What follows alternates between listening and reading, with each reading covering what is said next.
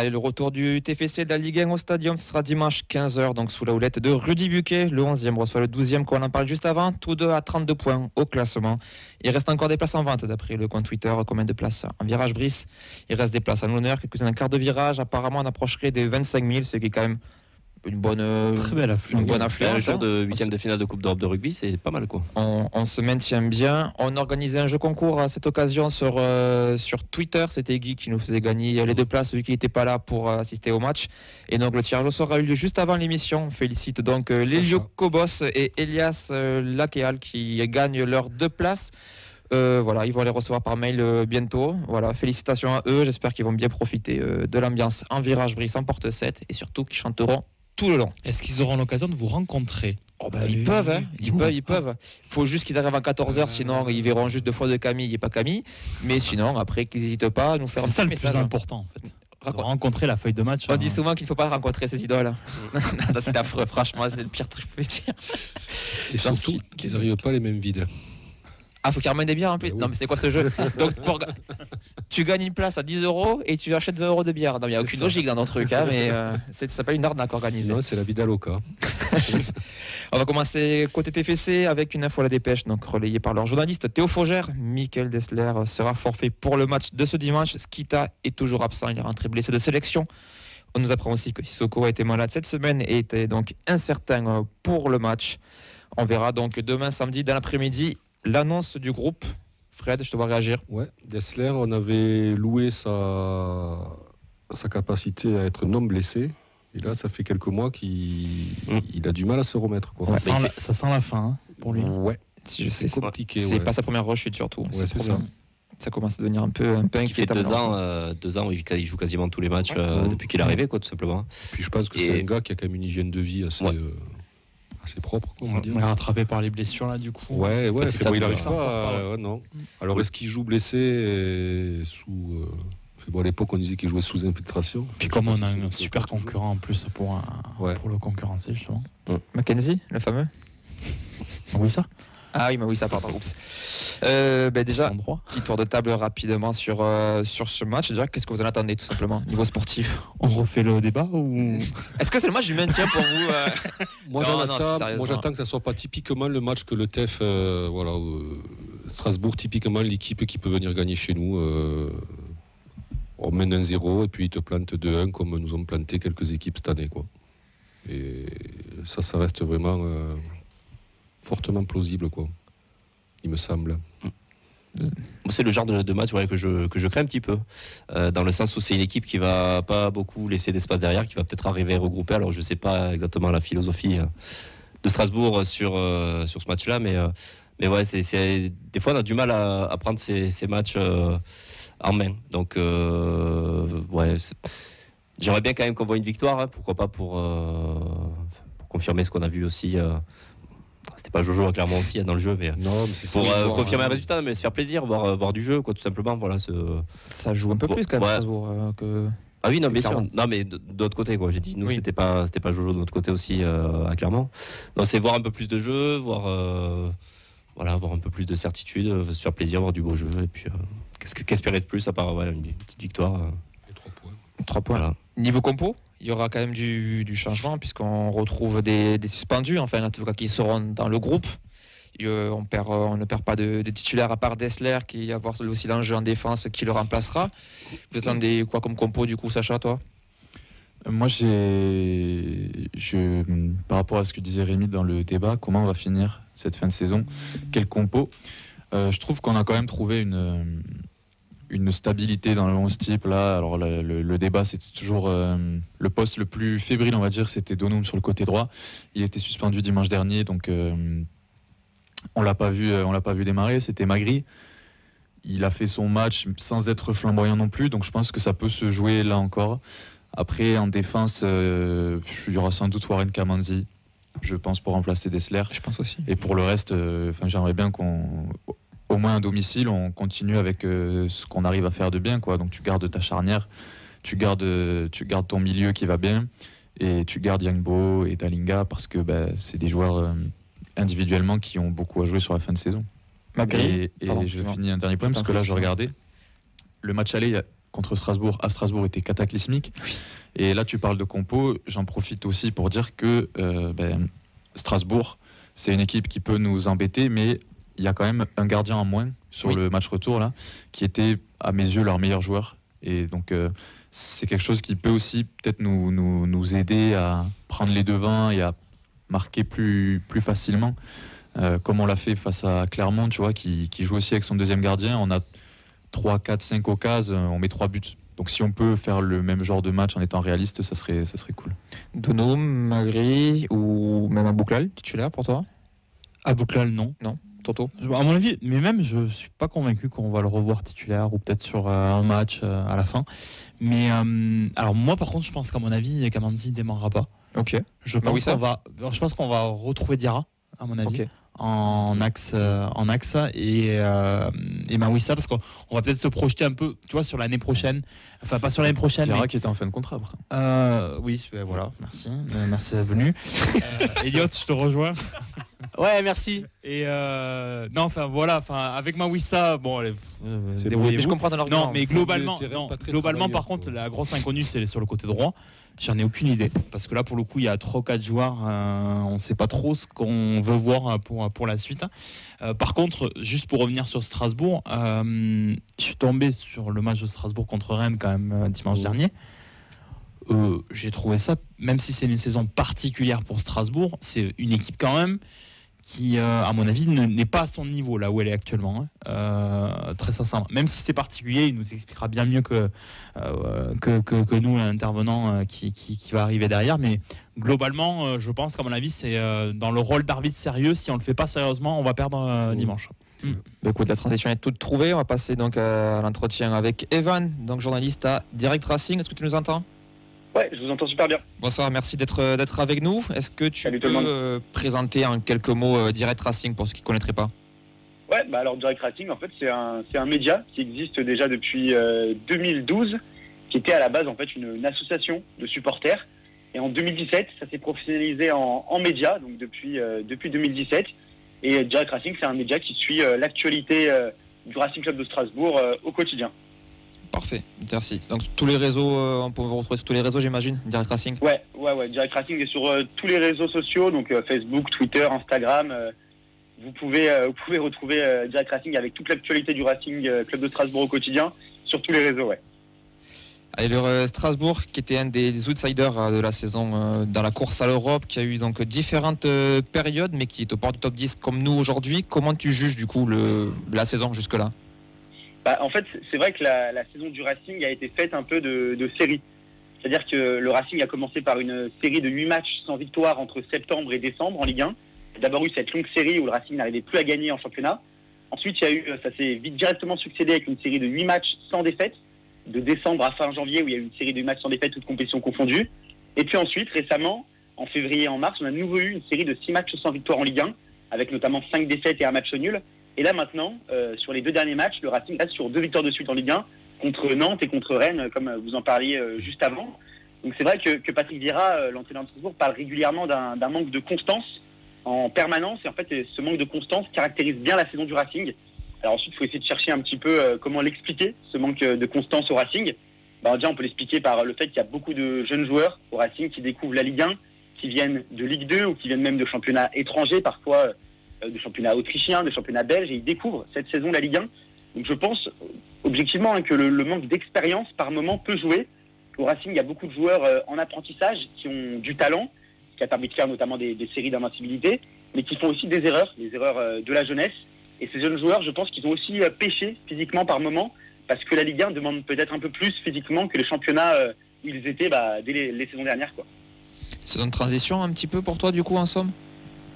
Ouais, concrètement, c'est une saison de transition à tous les étages. Déjà par le rachat, le Racing a été racheté l'été dernier par Bluco, donc c'est une année de transition avec une nouvelle politique sportive, un nouveau projet qui s'installe.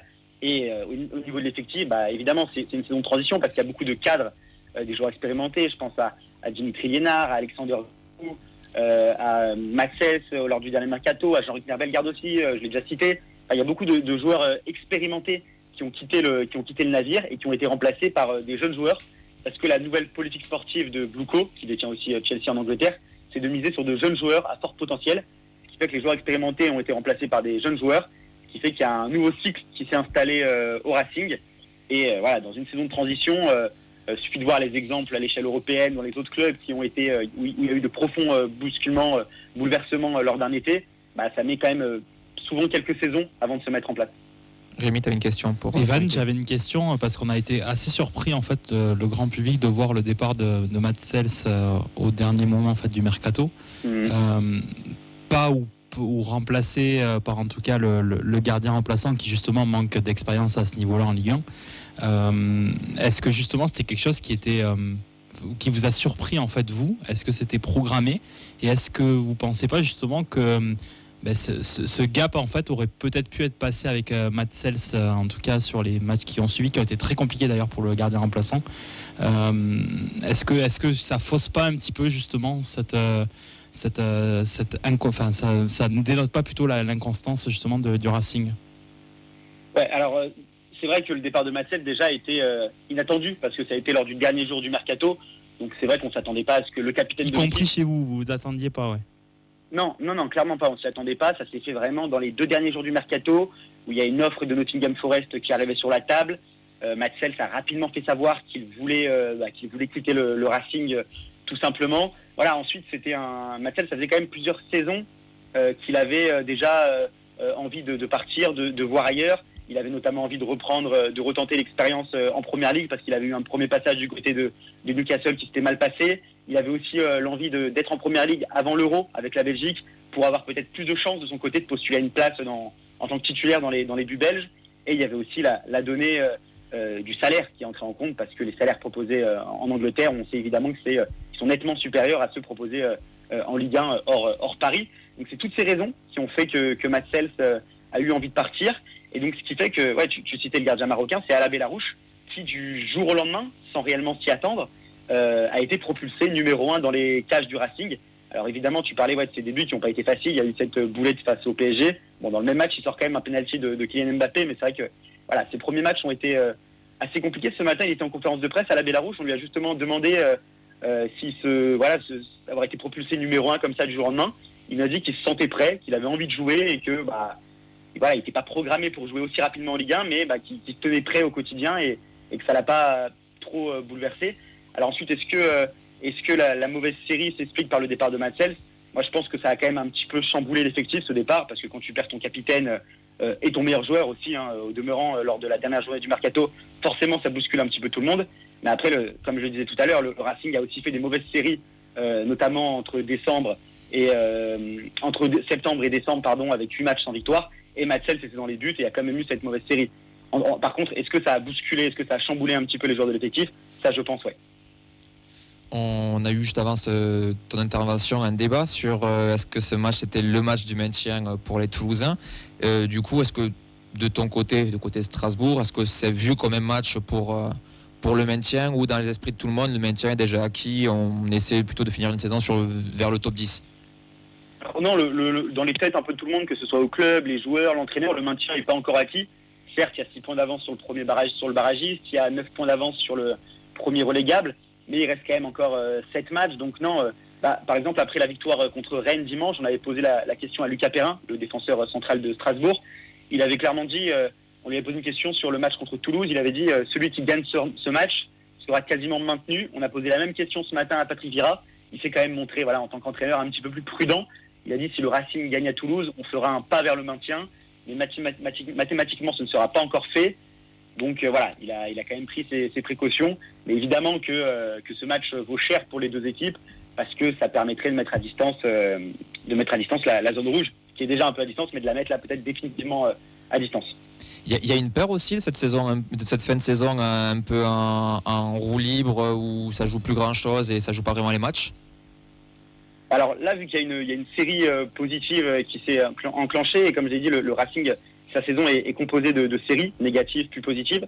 Là, on a l'impression plutôt qu'il y a une volonté collective de réenclencher une belle dynamique. Il y a eu ces 2 victoires de suite là sur les 2 derniers matchs, et d'essayer de finir un petit peu en boulet de canon cette saison, en commençant par le match par Toulouse et les derniers matchs. Patrick Vieira, on lui a posé la question, on lui a dit si imaginons le maintien est acquis prochainement, il a dit but de l'objectif de tout ce groupe est d'aller ensuite chercher encore plus haut. Donc je pense vraiment pas qu'il y aura, une fois que le maintien sera acquis, qu'il y aura un relâchement collectif. Au contraire, surtout que c'est des jeunes joueurs qui ont envie de se montrer, qui ont envie de prouver, qui ont envie de montrer qu'ils ont le niveau Ligue 1, etc. Et qui pensent aussi à eux, ils sont jeunes, ils ont des matchs pour se montrer, pour potentiellement aller chercher des clubs plus hauts dans les années à venir.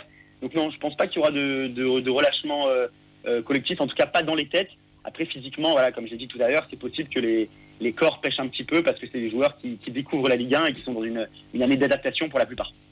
On va revenir sur le sportif, sur le match de dimanche. Est-ce qu'il y a des absents côté strasbourgeois ? Alors, c'est vrai qu'avant ce match, l'infirmerie s'est bien vidée. Donc c'est vrai qu'au cours des derniers matchs, dernière semaine, il y avait cette série de 6 matchs sans victoire en Ligue 1. Il y avait beaucoup d'absents. L'infirmerie était bien remplie. Là, ça s'est vidé. Déjà la semaine dernière contre Rennes, il y a Abakar Silla, Ismaël Doucouré qui ont rejoint le groupe. Et là, cette semaine, à l'entraînement, Patrick Vieira a pu récupérer Moïse Saï, a pu récupérer Ibrahima Sissoko aussi. Ce qui fait qu'actuellement, à l'infirmerie, il n'y a plus que 2 joueurs. Lebo Mochiba, un attaquant, et Angelo, le Brésilien prêté par Chelsea, qui, ces 2 joueurs-là, on ne devrait pas les revoir cette saison. Mais ça fait qu'à l'infirmerie, il n'y a plus que 2 joueurs, alors que sur les semaines précédentes, on était plus autour de 5, 6, voire 7 joueurs. Et il y avait aussi des suspendus qui étaient pas là. Donc là, c'est l'un des premiers matchs depuis longtemps où Patrick Vieira peut s'appuyer sur un groupe quasi au complet, quoi. D'accord. Ça va être quoi pour toi, pour ce match, les points forts et les points faibles de cette équipe de Strasbourg ? En termes de joueurs Oui, en termes de joueurs ou de secteur de jeu, peut-être.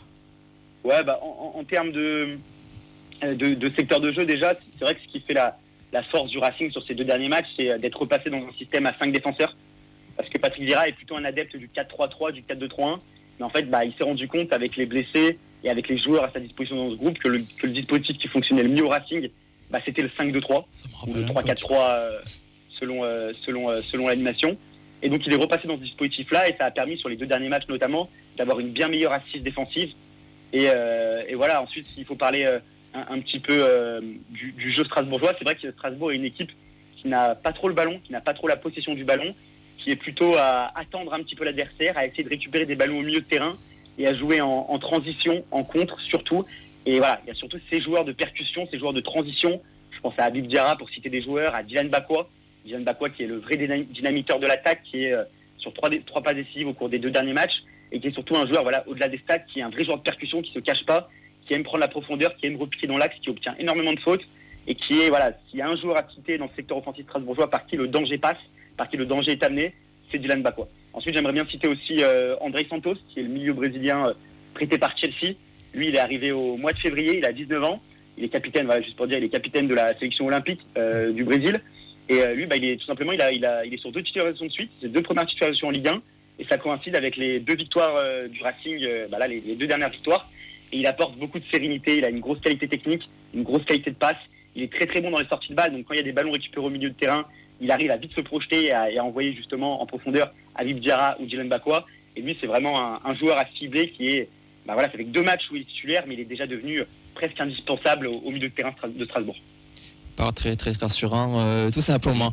Mais on va pouvoir, en tout cas pour nous, on va pouvoir juger de vos avis. Du coup, on va faire le tour des pronos. On va commencer par l'équipe en place. On terminera avec toi, Evan, sûrement pour rééquilibrer. Rémi, ton prono pour ce match dimanche? Moi, je vois un match nul, un partout. Fred? J'allais dire pareil, donc je vais dire 2-2. Toi, tu veux pas t'endormir? Non. Elliot? 1-1. Je rejoins Rémi. Je fais tout comme Rémi. Et buteur Dalinga. Ok.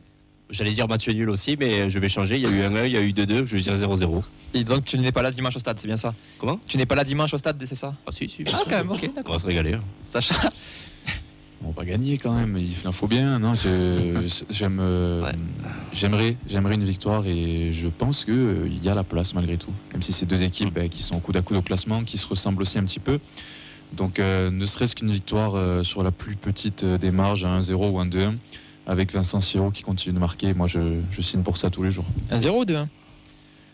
Allez, 2-1. Ok. De ce que nous a dit notre Ça, ami Strasbourgeois, quand même, on a une équipe qui a l'air bien en place défensivement, milieu assez fourni. Donc c'est rarement des équipes en fait qui nous ont bien réussi. Donc c'est pour ça que ça va être très compliqué, quoi. Surtout à la maison. Ouais. Et 2 systèmes identiques. Ouais. En plus. Pas mal de similitudes entre les 2 équipes. Et pour terminer, du coup, Evan, ton prono pour ce match? Ouais, bon, moi je vais quand même pronostiquer une victoire de Strasbourg. Je veux dire 2-1 pour Strasbourg. Je m'explique, je vois Toulouse en fait comme une équipe qui est quand même assez portée vers l'avant. Et Strasbourg s'en sort plutôt bien en général contre des équipes comme ça, des équipes qui avec le ballon essayent de proposer du jeu, essayent de jouer vers l'avant. Strasbourg, comme je vous l'ai dit, avec son système à 5 défenseurs, aime bien ces équipes-là qui vont venir un peu se jeter, chercher à provoquer, à laisser des espaces aussi derrière. Et avec, comme je l'ai dit, le jeu de transition, de contre de Strasbourg, je pense que Strasbourg peut faire mal à Toulouse. Mais voilà, j'ai quand même mis 2-1 parce que je vois quand même Dalinga, le serial buteur de Toulouse, marquer un but. Écoute, verdict dimanche soir. Merci beaucoup d'avoir pris le temps de répondre à nos questions, de présenter donc le Racing. Evan, donc on se retrouve comme tous les autres journalistes sur Direct Racing. Merci beaucoup et bon match dimanche. Merci à vous pour l'accueil, bonne soirée et puis bon match à vous aussi dimanche. Merci, bonne saison. Bonne soirée.